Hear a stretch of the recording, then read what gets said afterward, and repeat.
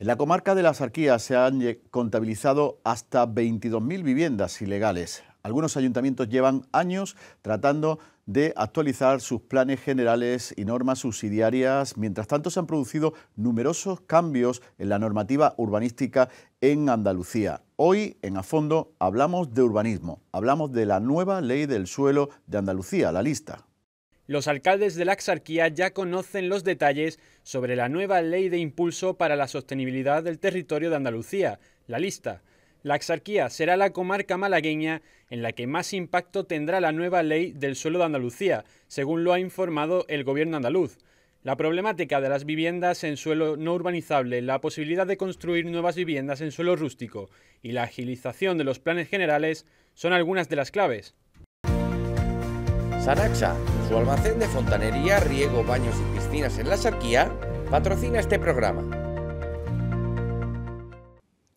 La nueva ley urbanística de Andalucía, lista, va a suponer un cambio importante en la gestión del territorio en una comarca como la nuestra, como la comarca de la Axarquía, donde el urbanismo ha dado muchísimo que hablar en las últimas décadas, sobre todo por la problemática de las viviendas en suelo no urbanizable, pero también por la gestión de los planes generales, por las dificultades que las administraciones más pequeñas, los pequeños ayuntamientos tienen para gestionar su propio urbanismo y por las posibilidades, además, de desarrollo que tienen muchos territorios de esta zona oriental de la provincia de Málaga. Hoy queremos profundizar en esta nueva ley urbanística.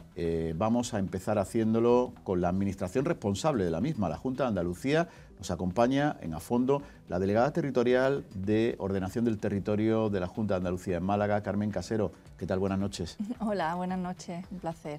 Carmen, nueva ley urbanística. Desde el Gobierno habéis hecho una apuesta muy importante por ello. En los primeros pasos del Gobierno, de hecho, el presidente andaluz, Juanma Moreno, ya vino a la comarca de la Axarquía, se reunió sobre todo con los afectados por la situación en el interior de la Axarquía y les prometió que iba a haber un cambio normativo que iba a dar respuesta a la problemática aquí, pero evidentemente una norma de este tipo tarda su tiempo y ya está aprobada y ahora toca desarrollarla a través de los reglamentos que irán perfilando cada una de las cuestiones de esta nueva ley urbanística. Si le parece, empezamos planteando a grandes rasgos lo que va a cambiar en la gestión del urbanismo esta lista. Bueno, yo creo que va a ser un cambio absolutamente radical, es decir, es una ley que tiene una vocación municipalista, muy municipalista, una ley, creo yo, que demandada por los alcaldes y por los colectivos sociales y el tejido productivo andaluz encarecidamente, porque es una ley, la que tenemos actualmente hasta el día 24, absolutamente desfasada, con muchos cambios, sometiendo a los promotores a 235 textos legales para emprender cualquier iniciativa, es decir, que adaptar la legislación urbanística a la realidad de Andalucía va a suponer, yo creo y espero, un revulsivo muy importante y bueno, poder potenciar muchos proyectos que actualmente están absolutamente parados. Una de las cuestiones sobre las que más estáis hablando desde el Gobierno cuando presentáis esta nueva ley es de seguridad jurídica. Es verdad que en el plano urbanístico en las dos últimas décadas ha habido muchísimos cambios, desde la aprobación de la LOGUA hasta la fecha. Ha habido muchísimos cambios, normas en un sentido y en otro, decretos que han ido modificando el planteamiento, pero que en muchos casos también generaban muchos problemas de interpretación que el sector denunciaba continuamente, no solo en el interior, también en el litoral. Sí. Ha habido, en ese sentido, unas décadas bastante controvertidas en el desarrollo del territorio, ¿no? Sí, como te decía, 11 cambios de la ley, 235 textos legales para emprender cualquier planeamiento de cualquier municipio, un trato igualitario a los municipios de mayor población y de los menores, es decir, Un documento que probablemente en su origen estaría planteado para una realidad que no es la realidad actual y que además con el paso del tiempo se ha demostrado pues, que tiene unas carencias que había que abordar, porque al final el tener una buena ordenación implica, como tú dices, certidumbre, implica seguridad jurídica, implica clarificación de procedimientos y todo eso ayuda y atrae a la inversión y ayuda y atrae a los promotores que en los municipios más pequeños también quieren emprender sus proyectos y que ahora mismo pues se meten en una maraña de tramitación que les hace prácticamente imposible avanzar en su territorio. La media de redacción de un plan general de cualquier municipio en la actualidad son 10 años. Hemos llegado hasta los 18 años aquí en la Axarquía con el municipio de Macharabiaya, que en su extensión y población debería haber tenido un documento muy rápido y muy ágil que hubiera permitido la inversión, por ejemplo.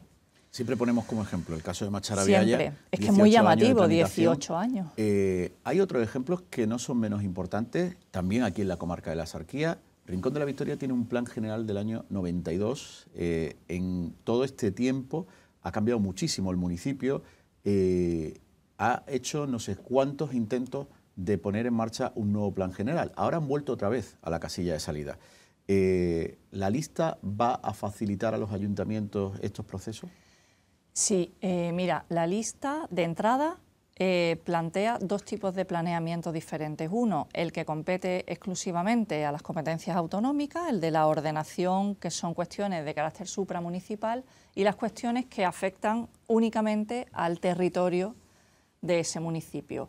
Ese plan general podrá aprobarse independientemente de que el otro no esté aprobado, por ejemplo, y podrán tramitarse de manera distinta y, por lo tanto, el municipio tendrá mucha más agilidad para desarrollar proyectos en el ámbito de su municipio, de manera que no tendrá que esperar a que la parte supramunicipal, que afecta, pues, no sé, a materias de agua, de conexiones por carretera, estén determinadas.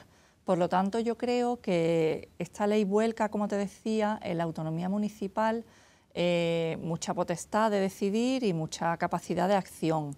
En concreto, en el municipio del Rincón, nosotros llevamos ya más de un año estableciendo comisiones de trabajo bilaterales para analizar la casuística del 80% de los municipios que no tiene ahora mismo un planeamiento vigente, y hemos estado ya avanzando en cuál va a ser su propuesta de cara a que cuando entre en vigor la lista puedan presentar un documento y nosotros estimamos que van a ser unos 2 años lo que pueden tardar en tener un documento nuevo.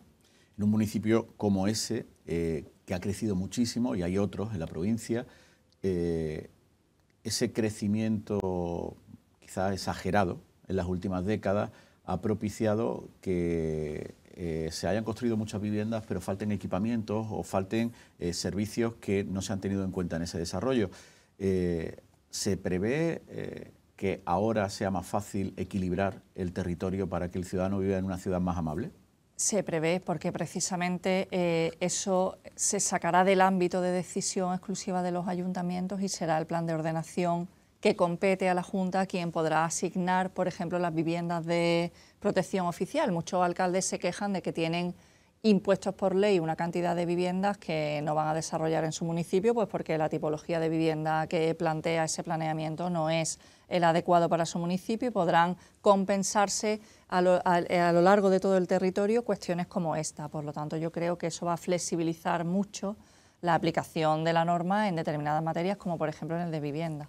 Esta ley tiene una vocación de crear un territorio desde el ámbito de la sostenibilidad en todos los sentidos, es decir, que compensar los territorios y facilitar y dar herramientas a los ayuntamientos para que puedan, por ejemplo, los ayuntamientos más pequeños, asentar la población, son algunos de los objetivos que tiene la ley. Yo confío en que cuando empecemos a rodar, que estamos todavía empezando, dé bastantes frutos y se vean en un periodo de tiempo pues medio.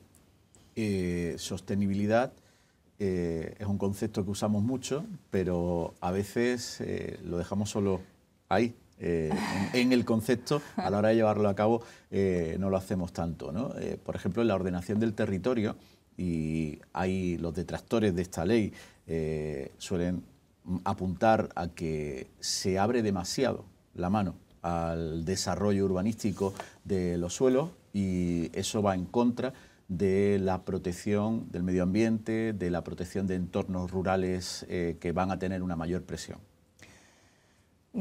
Para nada. Mira, primero, la ley es una ley que ha generado muchísimo consenso, debate entre muchísimos colectivos sociales, y se han podido hacer muchas aportaciones, con lo cual yo creo que es una ley que refleja en gran parte, bueno, pues la problemática de los sectores.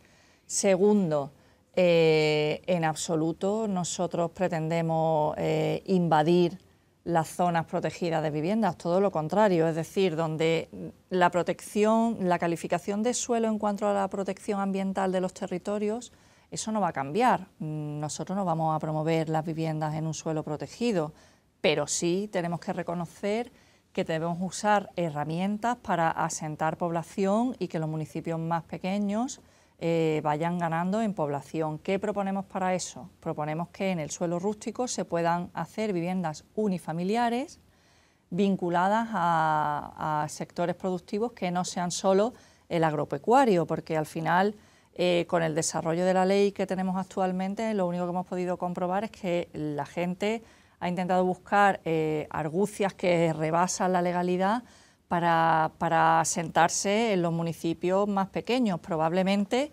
porque la gente quiere seguir viviendo en su municipio, y eso hay que respetarlo y hay que ponerle herramientas para que esas personas puedan desarrollar sus proyectos y que no estén solo vinculados a una granja o a una plantación de, no sé, en este ámbito de aguacates. ¿Por qué? Porque no puede haber otro modelo productivo que sea sostenible, que sea respetuoso, que signifique la implantación de una vivienda y que permita que vayamos combatiendo la despoblación, porque al final todos hablamos de despoblación, pero si no ponemos los mecanismos para que la gente pueda emprender una vida en un municipio pequeño, jamás podremos arreglarlo.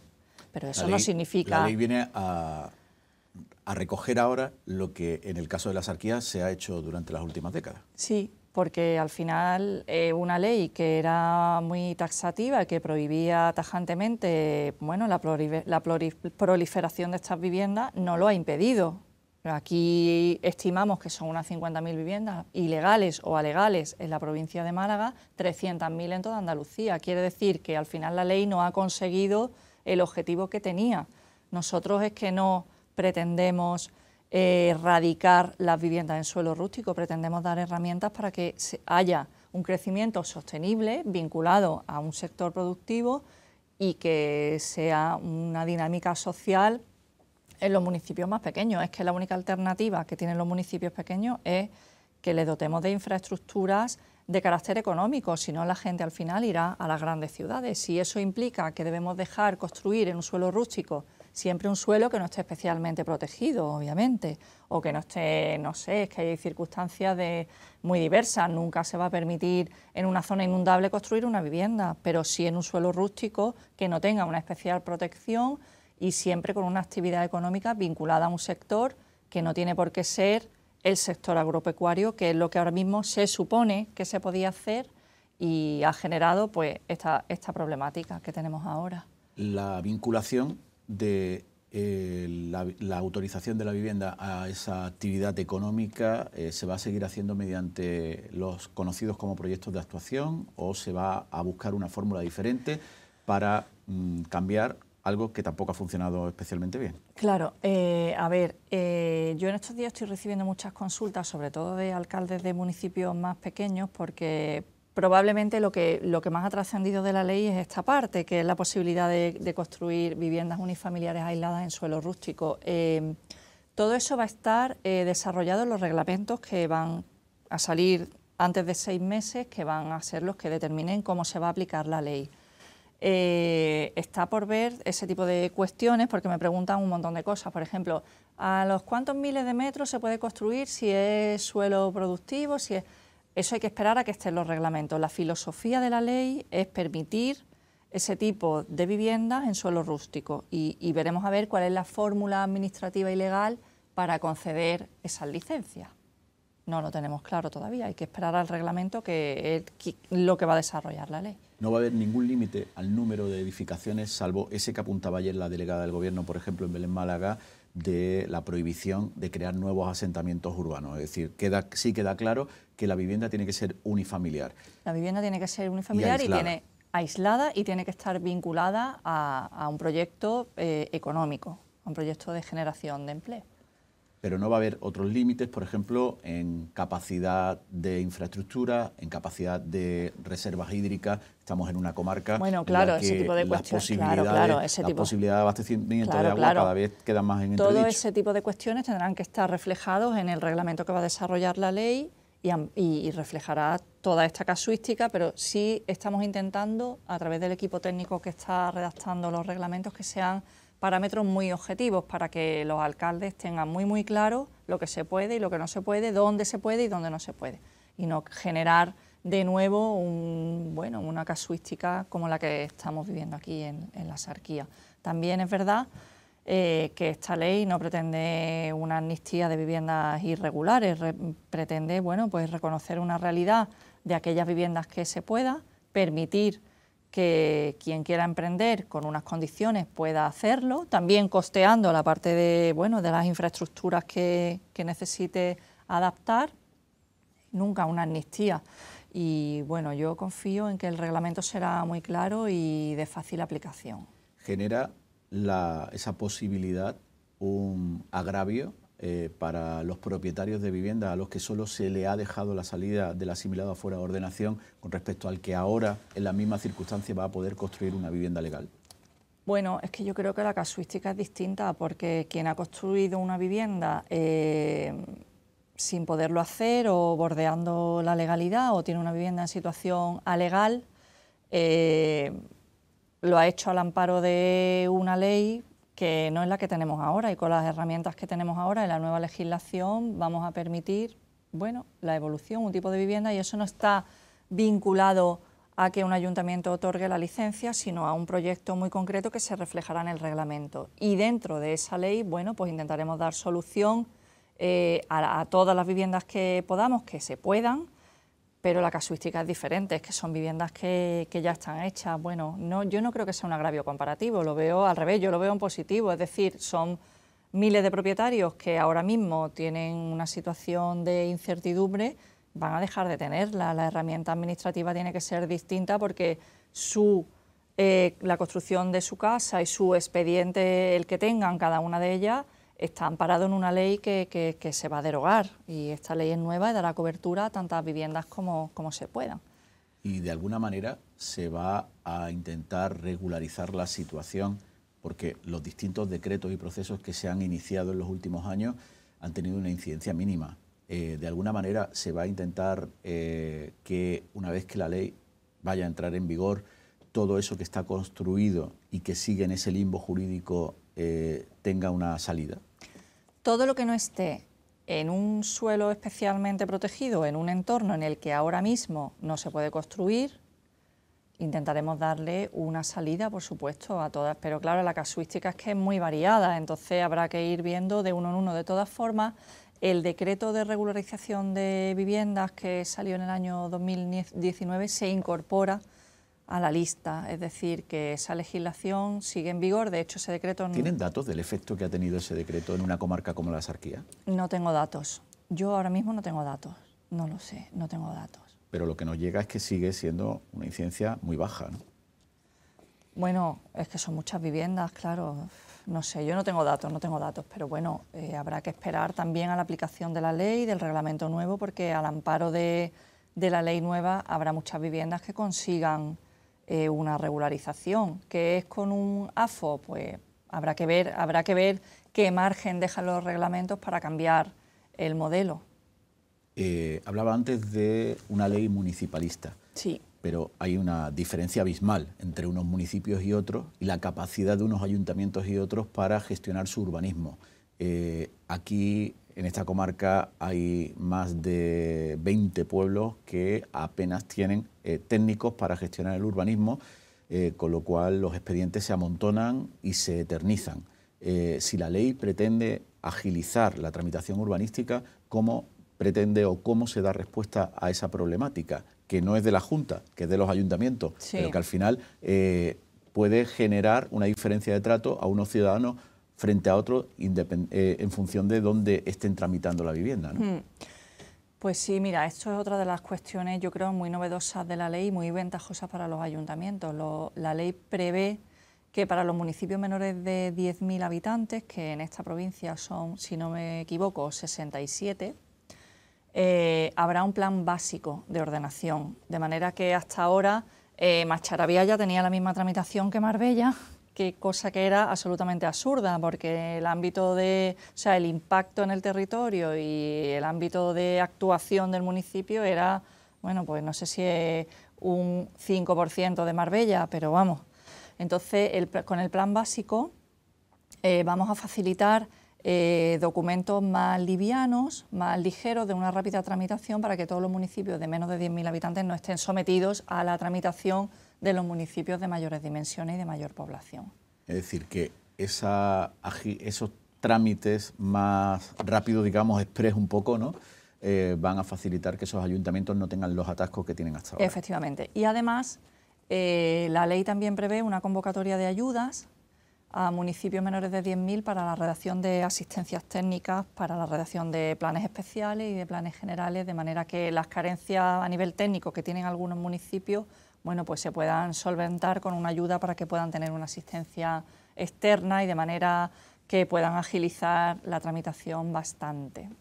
Carmen Casero, hemos conocido un poco mejor la lista. Sí, bueno, queda mucho por conocer. Queda mucho, todavía. porque además queda mucho todavía por trabajar mucho sobre esa ley, en la que serán fundamentales esos reglamentos a los que hacía referencia antes. Fundamentales, bueno, sin duda fundamentales. Y después de la ley hay que modificar los planes de ordenación territorial, es decir, esto queda todavía un largo camino hasta que todo esté normalizado. Pero es verdad que con esta ley se puede empezar a trabajar. Tendremos el marco normativo de los planes de ordenación territorial todavía en revisión, todavía no estarán actualizados y poco a poco iremos dando pasos. Pero a mí me parece una revolución. Yo creo que era una herramienta muy necesaria, era una reforma legislativa muy demandada por ayuntamientos y por el sector, y me parece que vamos a dar herramientas a los alcaldes y a los promotores para que puedan de verdad y de manera definitiva agilizar mucho sus procedimientos. Bueno, pues hemos empezado en esta primera parte del programa tratando de conocer un poco mejor la ley. Ahora, después de una pausa, seguiremos con otros protagonistas del urbanismo en nuestra comarca, hablando también de la lista y de cómo la ven ellos en estos primeros pasos, porque, como decíamos, todavía queda mucho recorrido por hacer, ¿no? Carmen Casero, muchas gracias por estar en A Fondo. A ti, siempre gracias. Vamos a hacer una pausa, enseguida vamos a seguir hablando de la nueva ley urbanística en Andalucía y de cómo va a afectar a la comarca de la Axarquía.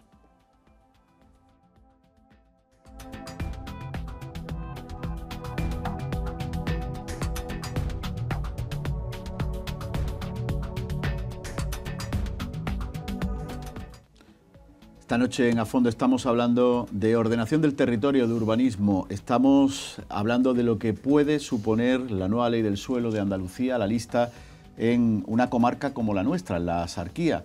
La primera parte del programa ha estado la administración que la ha hecho posible, la Junta de Andalucía. Nos ha acompañado la delegada territorial de ordenación del territorio, Carmen Casero, que nos ha explicado desde el punto de vista del Gobierno lo que va a suponer la puesta en marcha de esta ley para zonas como esta zona oriental de la provincia de Málaga. Y ahora en la segunda parte del programa vamos a seguir conociendo cómo ven la lista diferentes agentes que tienen mucho que ver con ella. Vamos a conocer cómo la ven algunos alcaldes y aquí con nosotros en la mesa se suman Arturo Ruiz Salvatierra, es arquitecto y técnico de urbanismo del Ayuntamiento de Belén Málaga. ¿Qué tal? Buenas noches. Buenas noches. Y Rafael Yus, que es el coordinador de GENA Ecologistas en Acción, habitual cada vez que se habla de urbanismo y medio ambiente en la comarca de la Axarquía. ¿Qué tal? Buenas noches. Buenas noches. Vamos a adentrarnos ya en esos otros puntos de vista de la ordenación del territorio que propone la nueva ley de suelo de Andalucía, la lista. Ayer, la delegada del Gobierno andaluz en Málaga, Patricia Navarro, se la presentó a los alcaldes de la comarca de la Axarquía. Recogimos los testimonios de algunos de ellos. Estos son. En principio, bien recibidas. Yo creo que la comarca de la Axarquía necesita seguridad jurídica en el ámbito del urbanismo, en el ámbito de la construcción, y yo creo que puede ser una herramienta válida. Vamos a ver, en un principio parece que la ley puede ser un instrumento válido. Nada, yo creo que es una herramienta que estamos esperando hace mucho tiempo ya. Nos abre muchas puertas a los pueblos y para que los pueblos vayan funcionando, para que la economía vuelva a subir en los pueblos, y es una herramienta que hemos estado pidiendo hace muchísimo tiempo, y creo que nos va a venir muy bien tanto a los pueblos, a los ciudadanos, como a todo el mundo para la economía local. Bueno, pues esperemos que esta nueva ley, como bien dice, pues nos agilice los planes generales de los pequeños municipios, y que también pues se puede hacer algo en el campo. Estamos pendientes, pues ahora mismo puede que se apruebe ese reglamento que nos dirá cómo tenemos que avanzar y hacer las cosas. Rafael, los alcaldes, al menos los tres a los que hemos escuchado, son optimistas. Sí, bueno, su optimismo es lógico porque se sigue asociando la construcción con el desarrollo económico de los pueblos, es decir, como si no hubiese otras posibilidades de desarrollo en los pueblos que no sea la construcción de viviendas, ¿no?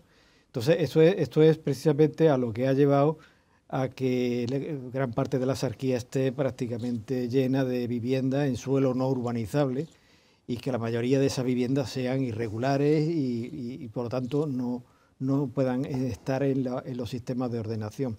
La ley pretende arreglar ese asunto, pero desde el punto de vista práctico lo que va a hacer es empeorarlo incluso, ¿no? Como veremos más adelante, ¿no? O sea que es una ley que ya desclasifica los suelos no urbanizables. Prácticamente los suelos son proclives a ser construidos sin ningún tipo de reparo. Antes existía, por ejemplo, el suelo urbanizable especialmente protegido, eso se elimina, con lo cual todos los suelos prácticamente, menos los que son de parques naturales y demás, ¿no? Como es lógico, pues son potencialmente urbanizables, con lo cual pues ahí hay manga ancha, y nosotros lo que vemos en eso es un recrudecimiento de un problema que ya se había producido bajo otra ley algo más restrictiva, que es la LOUA. En el fondo, tanto una ley como otra, el problema que tienen es que no se le aplica la disciplina urbanística que está contemplada, y no se le aplica porque los que lo tienen que aplicar son los alcaldes. Y los alcaldes no son las personas más idóneas para aplicar una disciplina urbanística, porque son muy cercanos a las personas que cometen las infracciones, unas veces por parentesco, otras veces por amistad y otras veces simplemente porque no quieren ser impopulares y por lo tanto le retiren el voto en las próximas elecciones. Por lo tanto, ya hace mucho tiempo que nosotros le dijimos a la Junta de Andalucía cómo se podría arreglar esto.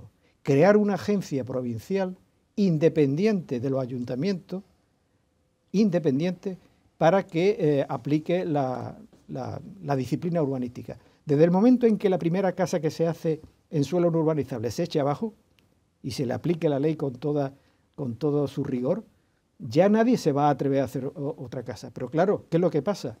Que el que hace una casa, nadie se le echa abajo. Luego el vecino dice, ¿por qué yo no me la voy a hacer? Si a ese no se la echa abajo, pues a mí tampoco. Y así sucesivamente tenemos 22.000 viviendas, como mínimo, según la contabilidad que hicimos en el 2007, ahora por supuesto serán muchos más, que están en una situación totalmente irregular. Ahora después vamos a entrar en diferentes aspectos de la ley, de la nueva ley, pero según lo que nos estás diciendo, desde tu punto de vista, el problema en sí no es la propia ley, sino la gestión que se hace de la misma, tanto de la anterior como de la que se puede hacer ahora, ¿no? Claro, es que la ley, tanto la anterior como esta, tenían que tener un sistema de aplicación de la disciplina urbanística mediante un reglamento, por lo que sea, ¿no?, que no se ha puesto en marcha. Esa es la verdad. Ahora, durante la LOUA no había prácticamente ningún inspector a nivel provincial. Ya no digo que los ayuntamientos no cuentan, pero a nivel provincial nada más que había tres inspectores para toda la provincia, donde se ha visto que no daban abasto, evidentemente. Y entonces ahora dice la consejería que va a duplicar esa cantidad pero aún así no es suficiente, porque el problema ya no es el número de inspectores, sino que esos inspectores no estén directamente vinculados con digamos, las tensiones políticas. Tienen que estar desvinculados de las tensiones políticas, porque aquí la política buena es aquella que es permisiva, con todo, ¿eh? Y si yo soy permisivo, me votáis. Este es el sistema. Y mientras eso no se modifique, pues seguirá todo igual. Arturo, Rafael se ha ido a una parte muy concreta, la disciplina urbanística, pero si te parece vamos a entrar viendo desde qué punto de vista, por ejemplo, los profesionales veis esta nueva norma.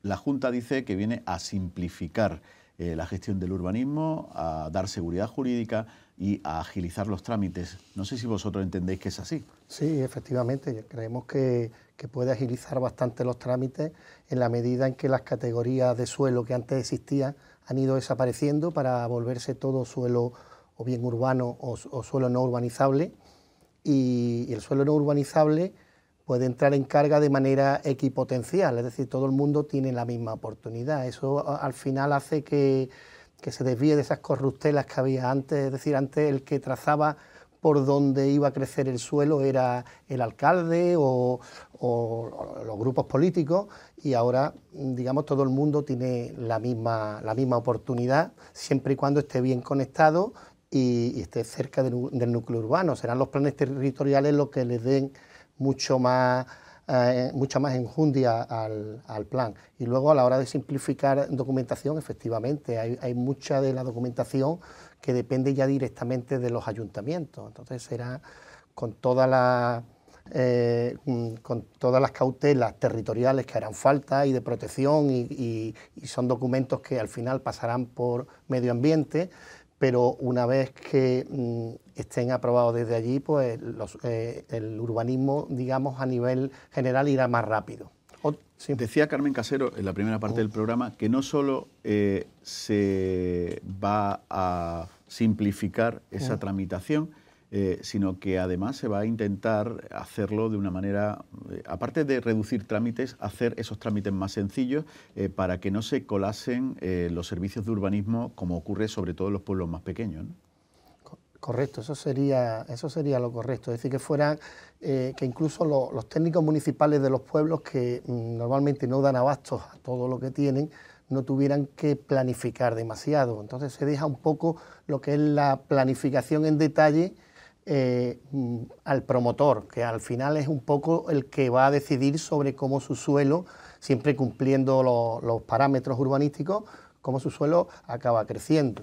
En realidad, la experiencia en las ciudades habla de que los suelos con poca regulación han crecido bien, es decir, no le ha pasado mal el tiempo. Ahí tenemos, por ejemplo, Benidorm, que ahora está siendo objeto de estudio, y fue un urbanismo muy sencillo, o Manhattan, o todas las grandes ciudades, al final, con unas pocas de reglas bien claras, acaban creciendo de manera muy orgánica, y al final la ciudad no es más que un ente vivo que acaba creciendo en la medida en que le dejan las reglas claras. Claro, el problema de la LOA es que no dejaba las reglas claras, es que te permitía hacer una vivienda en el campo, pero en realidad no te la estaba permitiendo, porque nadie pudo obtener ese informe favorable de la Junta de Andalucía para poder hacerla. Entonces la gente lo que quiere es, mire usted, déjeme mis 15.000 metros, mis 20.000 metros, la parcela mínima, yo plantaré los árboles que hagan falta, y si soy agricultor, pues podré tener una vivienda en el campo. Si soy promotor, pues probablemente no podré tenerla. En este caso, sí, tendremos que ver, cuando se desarrolle el reglamento, qué condicionantes va a haber para esas edificaciones fuera del suelo urbano, aunque ya nos dejan claro que el que no tengan que estar vinculadas necesariamente a explotaciones agropecuarias va a permitir que el rango sea muchísimo más amplio. Claro. Eso va a permitir que se puedan construir más casas en el campo por vía legal, sí, porque hasta ahora se construían muchas, pero sin licencia de obra. Sí, lo que va a suceder es lo que ya está sucediendo. Es decir, solamente que con la legalidad por encima. Es decir, actualmente hay la inmensa mayoría de las viviendas que se hacen en el campo no son viviendas para habitar. El primer requisito de una vivienda es que sea para habitar una persona que lo necesite. Claro. Por eso, normalmente la recomendación es que esa habitación sea en la ciudad, por una razón, de que en la ciudad se pueden gestionar todos los servicios y contener el impacto ambiental que se pueda generar en el territorio. Pero aquí tenemos una ciudad dispersa por todo el territorio, cada una de ellas con su propio sistema que se inventan de tratamientos de sus residuos, de recogida de agua, etcétera, etcétera. Eso supone que la ciudad es ingobernable, esa ciudad dispersa es totalmente ingobernable. Por eso es por lo que es muy negativo y existe un concepto que teóricamente deben seguir, según la ley del suelo, todos los planes generales, que es la ciudad compacta, que es justamente lo contrario de lo que ocurre aquí en la Axarquía. La Axarquía está dispersa. Es decir, tú tienes Cómpeta, por ejemplo, y alrededor de Cómpeta hay una ciudad que es 3 veces mayor que Cómpeta, pero es de ciudades, de viviendas dispersas, ¿no? Entonces, claro, en esa situación, pues el impacto ambiental que produce es mucho mayor. Y esto, de momento, lo que va a hacer esta ley es testimoniar o dar carta de seguridad. Esto es de la seguridad jurídica, ¿no? Pues le va a venir bien a toda esta gente que se hace una casa, pero ni se dedica a la agricultura, ni se dedica a la ganadería, ni a cosas forestales, que son las tres, básicamente las 3 tipos de actividades que justificarían una vivienda siempre y cuando tú justifiques que tiene que estar allí. Porque claro, tú tienes un cultivo que está a 300 metros del pueblo, eso no te justifica que tú te hagas una casa a 300 metros del pueblo. Te vas con tu moto desde 300 metros y recorres los 300 metros y vas, que eso es lo que ocurre en muchos pueblos de la Axarquía. Entonces, casi todas las viviendas que hay en la Axarquía tienen una actividad más bien de tipo especulativo. Quiere decir, se utilizan no para habitar, sino para otra cosa. De ahí la palabra especulativo significa que es como un espejo, ¿no? Para simplemente invertir dinero en un tipo de negocio que es el alquiler turístico, por ejemplo, lo que le llaman las casas rurales, ¿no? Las casas rurales, eso son casas ilegales, todas. Y ahora lo que hace esta ley, pretende la ley es que se puedan hacer viviendas para el turismo de forma legal. Exactamente, lo digo que lo que va a hacer esta ley es dar carta de legalidad a eso que ya se está haciendo actualmente, pero no con unas pocas viviendas. La inmensa mayoría son viviendas también de fin de semana, para hacerse una paella los fines de semana, te hace un casoplón tremendo para pasar los fines de semana allí. O sea, mucha gente que tiene terreno, que tienen a lo mejor puesto aguacate, pues hace un casoplón tremendo. O sea, eso no se debería de permitir, pero con esta ley se va a permitir. ¿Tú no estás de acuerdo? No estoy de acuerdo. Es que partimos del caos que tenemos. Es decir, es la falta de ley que tenemos hasta ahora lo que ha provocado ese caos. Es decir, la gente, como no tenía ninguna carta legal para poder hacer la casa, pues salía a la manta a la cabeza y la ha construido. Pero bueno, la LOGUA impedía hacer esa. De hecho, las viviendas, hablábamos de viviendas ilegales porque no se ajustaban a la ley. La LOGUA más la falta de inspección a la que tú aludías. No, la LOGUA estaba bien, lo que no estaba bien era la falta de inspección. Claro, bueno, pero lo que sí está claro que por qué aquí lo de la vivienda en el campo es un tema antropológico aquí, es decir, que la gente de siempre se ha ido al campo con su cortijo y todo el mundo dice, oye, yo quiero mi casa de apero, mientras yo termino mi tema agrícola, me voy con la familia. Déjate de antropología, No, eso porque es así, los cortijos. Vamos a ver, la ley es para todos, sí, antropológicamente también. Claro. Si la ley es para todos, aquí no vale que no, es que yo estoy aquí en la Axarquía. En la Axarquía la moda es hacerse una casa. Por tanto, las leyes no me son aplicables porque estoy en la Axarquía. No. Cuando se prohíbe una cosa de ese tipo, se hace por unas razones medioambientales. La cuestión étnica a la que tú aludes no puede ser nunca una justificación, si no justificaríamos muchas otras tropelías que se hacen, que tienen las mismas raíces antropológicas. No, pero lo que está claro, que con unas reglas claras, a lo mejor tú el problema que tienes es que la parcela mínima sea demasiado pequeña, pero ¿por qué un terreno de 100.000 metros no tiene derecho a tener una vivienda el pobre agricultor que vaya allí no tiene derecho a tener una vivienda o vivir allí en el campo porque le interesa. Porque eso es lo que va a habilitar la ley, eso de comprarlas y venderlas, eso no está previsto en ley. Pero se va a hacer. No se va a hacer. Sí. Tú podrás aprobar un núcleo turístico como lo puedes aprobar ahora. Si sacas un proyecto de actuación. Una vivienda sin ser núcleo ya puede ser un activo financiero para las bolsas de inversión. Perfectamente. No se te permitirá. La LOUA dice que tú puedes hacerte una casa con fines turísticos. Ya está. Y entonces tú haces la casa. La LOUA no dice eso. No, la LOUA no, la lista, quiero decir. La lista. Entonces tú puedes hacerte una casa con fines turísticos y no hay ningún problema. Ya, es que eso sí antes era un problema, pero ahora no. Depende de los metros cuadrados de parcela que tengas y de cómo trates el territorio. Eso no está especificado. Y a ver quién controla eso. Eso se conocerá cuando se desarrolle el reglamento del que hablaba antes la delegada. Cuando se desarrolle el reglamento, lo que faltarán son los inspectores de ordenación del territorio. Y eso lo hablaba, saben ellos. Hablaba Rafael antes de una situación que ya existe, y es que en la Axarquía hay miles de viviendas que se hicieron sin licencia urbanística e incluso algunas que tienen licencias de los ayuntamientos, esas licencias después han sido anuladas por los tribunales de justicia o están inmersas en procesos judiciales. Ahora se crea una situación diferente en la que se van a poder construir estas viviendas de forma legal, pero las que ya están construidas van a tener un tratamiento diferente. Si os parece, vamos a ver lo que dice SOHA, la asociación que agrupa a muchos de los propietarios de estas viviendas que llevan muchos años luchando por la regularización de las mismas y se quejan de que ahora el único camino que les dejen sea el asimilado a fuera de ordenación. Escuchamos lo que dice Mario Blanque, es portavoz de esta asociación. Bueno, la valoración, como no puede ser de otra manera, siempre va a ser positiva en el sentido de que hay mejoras.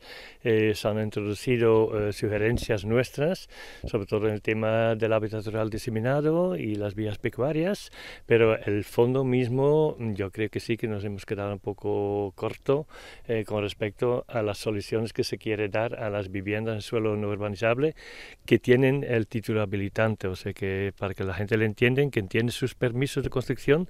Ahí, digamos, no hemos visto soluciones menos la que se le llama el DAFO. El DAFO para nosotros no es una solución porque implica que reconocemos que nuestra vivienda es ilegal. Yo creo que la ilegalidad, si había una, ha sido por parte de los ayuntamientos y en ningún momento, en ninguna de las administraciones, hemos visto las administraciones asumiendo alguna responsabilidad. De las casas. No, para nada. Se está intentando de vender el AFO como la solución para todas las viviendas, cuando realmente estamos hablando de una vivienda que se declara ilegal, totalmente ilegal, pero se tolera la vivienda porque ha prescrito el plazo para las administraciones de tomar una actuación contra esta vivienda, es decir, en este caso han pasado 6 años desde la terminación. Esto implica que esta vivienda, por ejemplo, valor hipotecario tiene nada, cero. La Junta deja claro que no va a haber una amnistía, que incorporan el decreto que hicieron para la regularización de viviendas a esta nueva ley, pero bueno, ese decreto tampoco ha dado buenos resultados o grandes resultados. Efectivamente, cuando ya la Junta se puso las pilas, la Junta de Andalucía de antes, ¿no? Se puso las pilas porque el problema que tenía era de una magnitud ya de 300.000 viviendas en toda la comunidad andaluza, pues sacó en el decreto de 2012 el decreto de regularización de las viviendas que están en una situación irregular, ¿no? Entonces se creó esa figura que es la de asimilado a fuera de ordenación, que más o menos lo que viene a significar es que una vez que ya no se puede demoler porque ha prescrito y tal, pues se le reconoce que existe pero que es irregular o que es ilegal, evidentemente. Claro, eso en principio pues no se ha modificado, porque en el año 2019, el decreto de 2019, la Junta de Andalucía hizo otra nueva versión del decreto de regularización de vivienda.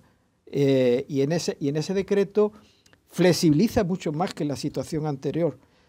Y lo que ha hecho con la lista es incorporar ese decreto, lo ha anulado completamente, el decreto anterior de 2019, y lo ha metido en el articulado de la lista. Y entonces estamos en una situación igual, es decir, es que legalmente no se puede dar una carta de reconocimiento legal a una vivienda que se ha hecho fuera de ordenación. Si es que la misma palabra lo dice, ellos lo han hecho fuera de ordenación, no había ninguna ordenación cuando se construyó, por lo tanto está fuera de ordenación. Pero es bueno que se sepa que existe, porque hasta ahora nadie lo pintaba en el mapa porque como si no existiera, cuando realmente existía y estaba creando ya unos conflictos y unos impactos medioambientales. Es que en realidad eso que dice Mario no lleva razón. Es decir, que esas casas, en la medida en que cumplan la nueva norma, se podrán regularizar, las que lo cumplan. Lo que pasa es que la mayoría, como tienen 2.500 metros de parcela y su propietario no es agricultor, pues no podrá regularizarlas. Eso por un lado. Se quedará en vía AFO, pero el que tiene lo más tiene lo menos. Es decir, que probablemente el que sea capaz de comprar las parcelas colindantes y viva del campo, pues podrá regularizar como todo el mundo. Es decir, ellos tienen menos derecho, pero porque lo hicieron de manera irregular. Pero si lo hubieran hecho así, incluso las podrían haber regularizado con la LOUA.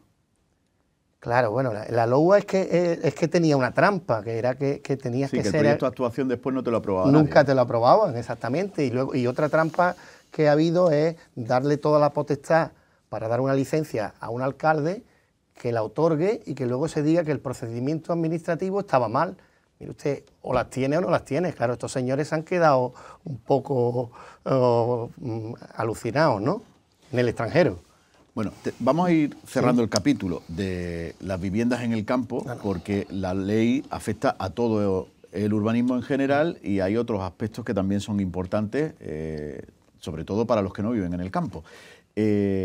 Antes hablaba de una cuestión muy interesante, que es la antropológica, que Rafael decía o cuestionaba, pero que tú querías defender desde el punto de vista que entiendes que se debe permitir que quien quiera vivir en el campo viva en el campo. Claro. A mí me cuesta mucho trabajo explicarle a los agricultores que la casa de apero no existe. No existe porque ellos la tienen en vena, es decir, desde sus padres, sus abuelos, ellos han ido al campo a hacer agricultura y luego a comerse el chorizo cuando terminaban allí en su casa y ahora no pueden hacerlo. Sí, antes lo hacían en burro y ahora lo hacen en un automóvil. Pero eso es otro problema, no pero el tema es que le estábamos poniendo unos límites que se pueden estudiar y se pueden hacer unas reglas claras. A lo mejor lo que no estaremos de acuerdo es en que la parcela sea de 2.500 metros, porque a mí tampoco me gusta que el terreno sea tan pequeño, es decir, o tan fraccionado. No tenemos el problema que tenemos aquí en Andalucía. Que si la parcela mínima es muy pequeña, al final permite que haya una urbanización, casas, ¿no? Exactamente. El problema es de la Axarquía en sí, porque es una sociedad minifundista, como tú bien sabes, y las parcelas son muy pequeñas, son de 2.500 metros, pero en Antequera no están teniendo ningún problema con hacerse una casa en el campo. Ellos se hacen sus cortijos y todos los olivares tienen sus cortijos. Pero claro, aquí ya entramos en que hay que regular bien y hay que hacer acupuntura urbana. Claro. Es de lo que se trata. Es que no es lo mismo. Es decir, no es lo mismo un cortijo, que tiene una actividad agrícola, que tiene una superficie grande, que tiene que tener maquinaria, lógicamente necesita un sitio para meter la maquinaria. Eso es muy diferente a lo que hay aquí.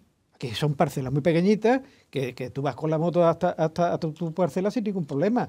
Es decir, que no son los mismos sistemas. Pero la ley es la misma para todos y establece, lógicamente, tiene que establecer unas superficies mínimas para poder hacer una vivienda y que además esa vivienda justifique que hay que hacerla, porque hay veces que si tú vas a tener allí, porque te digo yo, pues y no necesita un tipo de cultivo que no necesita prácticamente nada más que darle un botón para que aquello se empiece a regar solo, ahí no se justifica ninguna vivienda. ¿Por qué? Tiene que haber una vivienda ahí. Si tú no estás allí nunca viviendo, a lo mejor vienes los fines de semana para hacerte una paella, nada más, entonces ahí no está justificado.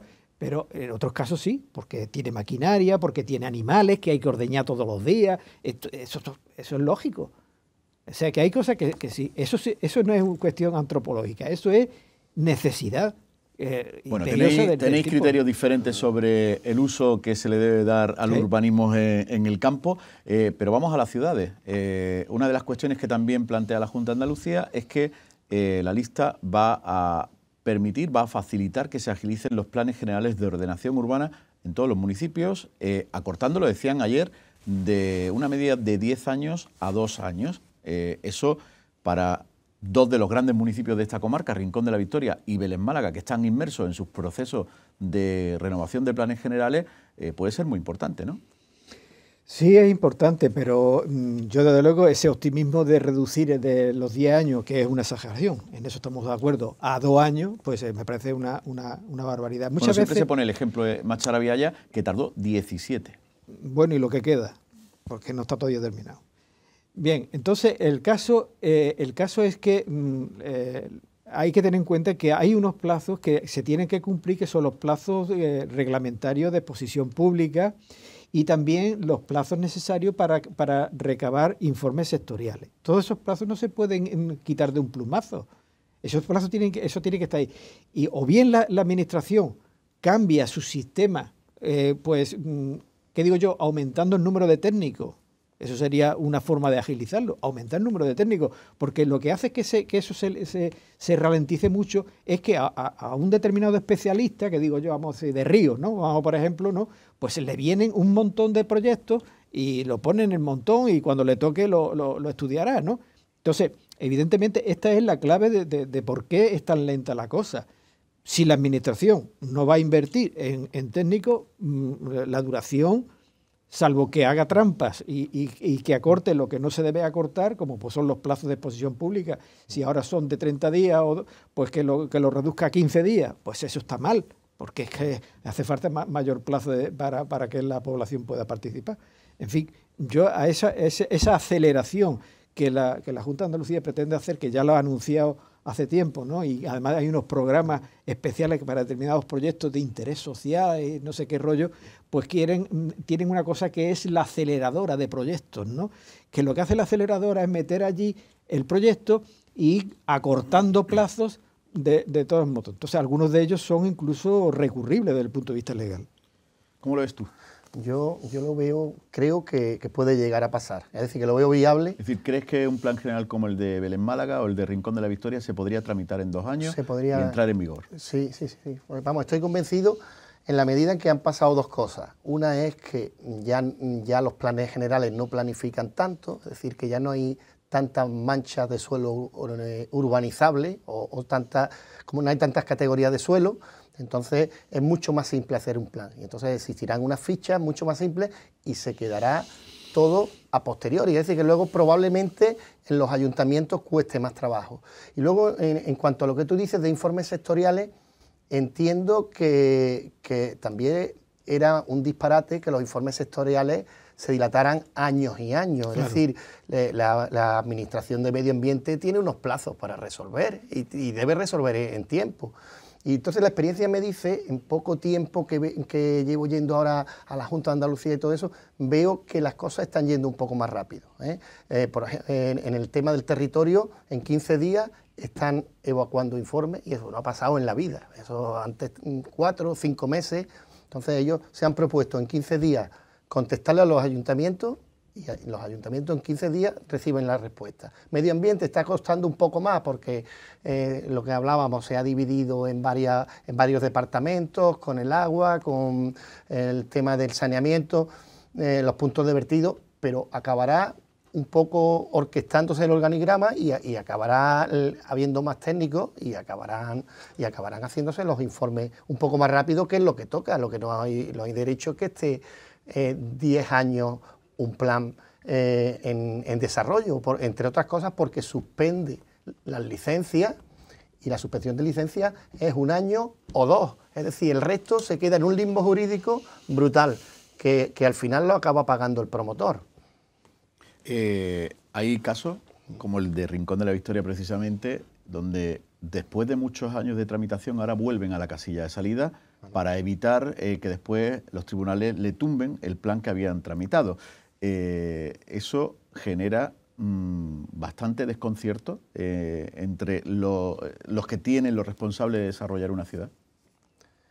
Eso ha sido por una cuestión, y es que durante el tiempo en que estuvo gobernando el PSOE, la Junta de Andalucía, en los últimos años, tenía que hacer 2 tipos de informes previos al Plan General de Ordenación Urbana. Uno que es la evaluación ambiental estratégica y otro es la evaluación ambiental, el informe de impacto ambiental, ¿no? Y entonces, cada una de esas cosas tiene su propia legislación y tal, ¿no? Entonces hizo la ley para acelerar eso que tú dices, ¿no? Para acelerar los procesos, lo que vamos a hacer es que la evaluación ambiental estratégica la metemos dentro de el informe de impacto ambiental. Lo que ha pasado con Torremolinos y le han tumbado. Exactamente, y con muchas otras más que nosotros mismos hemos tumbado con el Tribunal Superior de Justicia de Andalucía. Entonces, claro, ¿qué es lo que pasa? Que entonces la evaluación ambiental estratégica no se estaba haciendo conforme a lo que determina la directiva que lo exige y también la legislación nacional. Y entonces, ¿qué pasó? Que todos esos fuimos tumbándolo, el de Jaén, el de un montón de pueblos de Sevilla, de Cádiz, claro. Lo hemos tumbado a casi todos. Y aquí también estamos detrás de algunos más. Hay ¿No creéis vosotros que cuando se dilata tanto el proceso para el desarrollo de un plan general de un municipio y se sigue usando un plan general que en el caso de Rincón se hizo en 1992, en Vélez en 1996, se tienen unas herramientas poco útiles para programar la ciudad de futuro? Bueno, vamos a ver, es que el problema está en cómo se hacen también los planes generales. Los planes generales no se hacen con arreglo a una previsión real de crecimiento demográfico. Entonces, ¿qué sucede? Que lo que ponen en marcha son el sistema de proyectos parciales, o sea, los planes parciales. Con los planes parciales, a veces un ayuntamiento tiene un PGO ya desarrollado, el de Vélez tenía desde el 96, y desde el 96 hasta ahora se ha construido muchísimo. Pero ¿cómo se ha construido? A base de planes parciales. Entonces, claro, los planes parciales no tienen el sistema de la ordenación que inicialmente se hace. Tal es así que, por ejemplo, la famosa ciudad compacta que pensaba hacer el plan general de 1996, se le ha ido por varios caminos que eran simplemente suelos que estaban con un precio mucho más asequible. Claro, pero ¿no? Eso es lo que viene a resolver esta ley. Es decir, al no sectorizar suelos y programarlos, acaba creciendo por donde el suelo está pidiendo crecer. Es que eso, por ejemplo, en el Plan General de Ordenación Urbana de Vélez Málaga no está ocurriendo. Bueno, no está ocurriendo porque es con la ley anterior, ¿sí? pero llegará el momento en que la Junta ahora cuando llegue le diga, pues mire los suelos urbanizables tienes que sacarlos. Y acabará programándose por donde se prevea y creciendo como se debe crecer. Yo creo que el problema, además de que fueran tan antiguos esos planes, es que las densidades, se habla de ciudad compacta, pero eran densidades muy bajas, casi todo lo que estaba previsto eran adosados, viviendas individuales, eso no es la ciudad compacta, eso genera muchísimos servicios y eso consume mucho suelo, como tú y yo sabemos. Entonces hace falta de verdad hacer una ciudad compacta porque el suelo tenemos el que tenemos y la costa está muy demandada y hay que crecer con un orden y hacerlo con sus servicios. Bueno, pues hemos tenido dos puntos de vista sobre esta ley totalmente distintos. Para Gena Ecologistas en Acción, la ley no viene a resolver prácticamente nada de lo que ellos entendían que pretende incentivar el desarrollismo del ladrillo. Que la LOGUA ya no arreglaba. Arturo, como técnico, entiendes que esa agilización y esa eliminación de trabas van a permitir hacer un mejor urbanismo, un mejor desarrollo de las ciudades. Veremos lo que puede dar de sí la lista en el futuro. En esta comarca, de hecho, va a ser un cambio normativo importante por todo lo que hemos hablado, tanto con la Administración, con los alcaldes o con las dos personas que nos han acompañado en esta última parte de nuestro programa. Gracias una vez más por estar con nosotros. Hoy hemos hablado del futuro del urbanismo en la comarca de la Axarquía con esa nueva ley del suelo de Andalucía. Buenas noches.